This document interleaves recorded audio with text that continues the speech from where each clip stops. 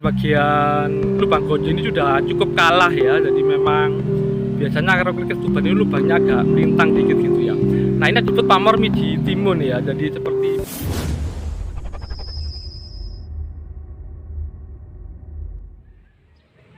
Rahayu, Rahayu, Rahayu.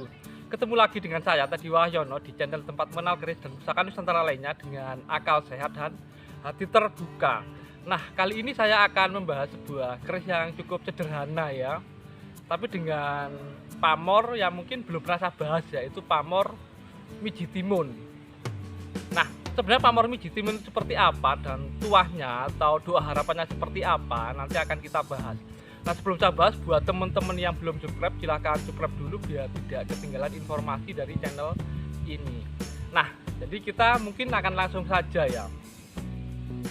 Nah, ini adalah salah satu keris saya ya, dengan warongko yang cukup sederhana atau sandang walikat ya. Jadi ini adalah warongko yang biasanya dipakai untuk bepergian ya, atau kalau zaman dulu juga untuk berperang pakai warongko ini karena ini ringkas dan simpel ya. Nah, ini adalah kerisnya ya, cukup sederhana ya. Jadi ini lurus jadi polos ya, tapi ada odo-odonya ya. Kalau orang zaman dulu nyebutnya jalak, jadi jalak tanpa embel-embel apa-apa ya. Jadi sering ada yang tanya jalak-jalak apa, jadi memang ada yang dapur jalak gitu ya. Kalau di era Kabudan itu ada jalak budo ya, salah satu dapur yang cukup lama juga ya.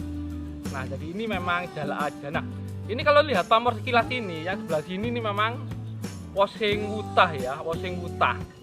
Dan sebelah sini ini adalah pamor ada miji timunnya ya, walaupun mungkin tidak teratur rapi ya, tapi ini tetap terlihat ya, ini pamor miji timun sama ada wosing wutahnya ya.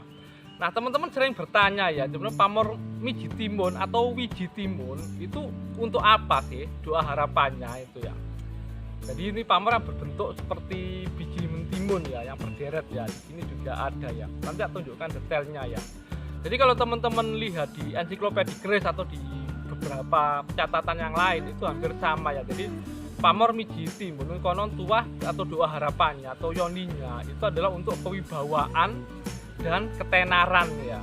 Jadi seperti itu ya. Kalau untuk bila keris ini sendiri, ini mungkin teman-teman bisa mengira-ngira ya. Jadi ini memang kalau dari dekat nanti di bagian ini kalah di kayak lubang gonjo ya. Ini biasanya memang di keris-keris tuban ya. Dan ini memang cukup kecil ya, seperti gaya Mojopahit, tapi ini tuban ya. Cuman ini kemungkinan kalau lihat materinya, ini bukan era Mojopahit ya, tapi era Mataram ya. Jadi Mataram kayak gitu ya. Nah, sebenarnya seperti apa sih detail dari keris yang cukup simpel dan sederhana ini, tapi dengan pamor yang bisa dibilang yo cukup langka juga ya. Nah, ini mari kita simak sama-sama. Nah, ini kalau kita perhatikan bagian lubang gonjo ini sudah cukup kalah ya, jadi memang biasanya kalau kriket tuban ini lubangnya agak melintang dikit gitu ya. Nah, ini disebut pamor miji timun ya, jadi seperti biji timun yang berderet ya.